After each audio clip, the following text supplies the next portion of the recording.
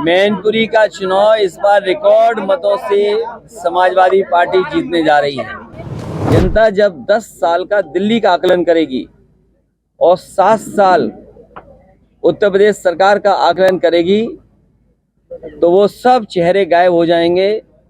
उत्तर प्रदेश से भारतीय जनता पार्टी का और देश की राजनीति से भारतीय जनता पार्टी का सफाया होने जा रहा है। ये सरकार संविधान बदलने की कोशिश कर रही है और आ जाएगी सत्ता में संविधान बदल देगी। सुनने में आ रहा है कि पूरे देश की होर्डिंगों से जो लोकसभा के उनके प्रत्याशी हैं उनकी तस्वीर हटा दी गई है। मधु मिश्रा ये कह रही हैं कि संविधान इसलिए बदलना जरूरी है और बदलेंगे क्योंकि जो लोग हमारी जूतियां साफ करते थे वे हमारे बराबर बैठने लगे। मैनपुरी लोकसभा सीट से सपा प्रत्याशी डिम्पल यादव ने आज नामांकन किया है। यूपी की मैनपुरी लोकसभा सीट से समाजवादी पार्टी की प्रत्याशी डिम्पल यादव ने मंगलवार को नवरात्रि के अष्टमी दिन शुभ मुहूर्त में अपना नामांकन किया। 15 लाख रुपए तुम्हारे अकाउंट में आ गए।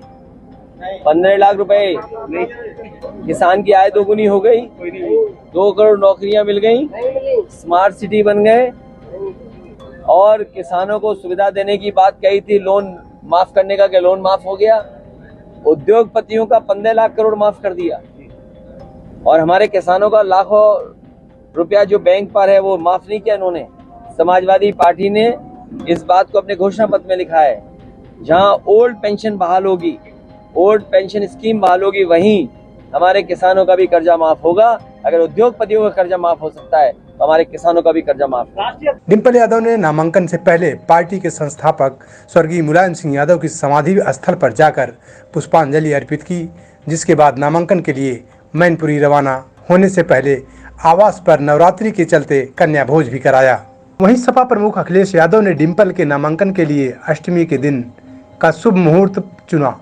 नामांकन से पहले डिम्पल ने कन्या पूजन किया। इसके बाद मां दुर्गा के मंदिर में दर्शन करने पहुंची। डिम्पल यादव ने कहा कि आज अष्टमी का दिन है, मां दुर्गा के आशीर्वाद के साथ जनता का आशीर्वाद भी मिलेगा। अखिलेश यादव ने बसपा के प्रत्याशी बदलने का जवाब दिया। उन्होंने कहा कि हो सकता है बसपा को अपना प्रत्याशी कमजोर लग रहा हो, इसलिए बदल दिया है। उन्हें लगता है कि कहीं सपा ने अपना प्रत्याशी तो नहीं एडजस्ट कर दिया। सुनने में आ रहा है कि पूरे देश की होर्डिंगों से जो लोकसभा के उनके प्रत्याशी हैं उनकी तस्वीर हटा दी गई है। जितने भी लोकसभा के प्रत्याशी हैं उनकी बड़ी बड़ी होर्डिंग पर तस्वीर गायब है। जनता जब 10 साल का दिल्ली का आकलन करेगी और 7 साल उत्तर प्रदेश सरकार का आकलन करेगी तो वो सब चेहरे गायब हो जाएंगे।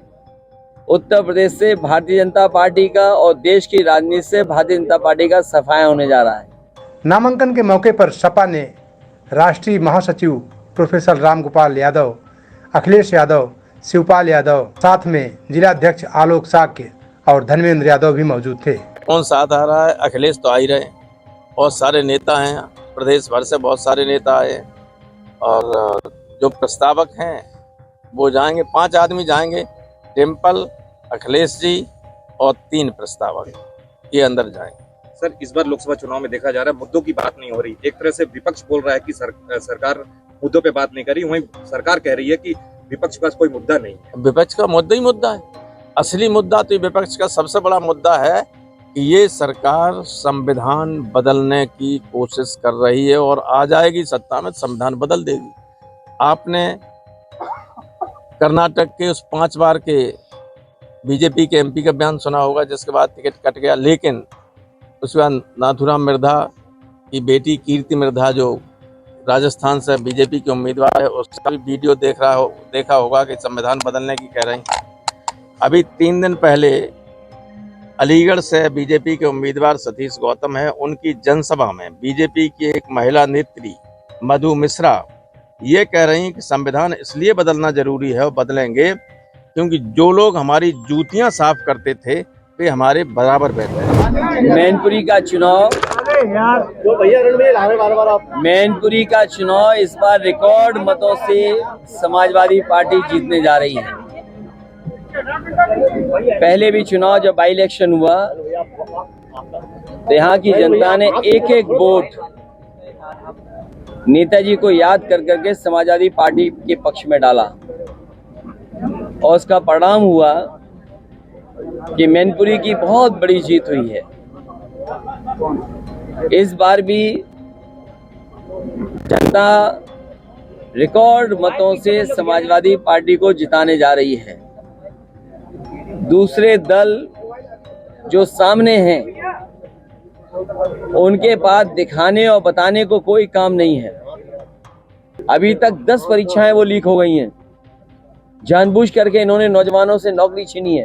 ये नौकरी नहीं छीन रहे हैं, ये आरक्षण नहीं देना चाहते हैं, क्योंकि वो जानते हैं सरकारी नौकरी देनी पड़ेगी तो आरक्षण देना पड़ेगा। ये आरक्षण नहीं देना चाहते, इसलिए नौकरी के जानबूझ करके पेपर लीक करा रहे हैं। और अग्निवीर जैसी व्यवस्था को कभी समाजवादी लोग स्वीकार नहीं कर सकते हैं। जो 4 साल की आधी अधूरी नौकरी है, आने वाले समय में हो सकता है ये खाकी वालों की भी 4 साल या 3 साल की नौकरी कर दें, तो सोचो इनका भविष्य क्या होगा। इसलिए सोच रहे हैं नौजवान और भारतीय जनता पार्टी का सफाया करने जा रहे हैं।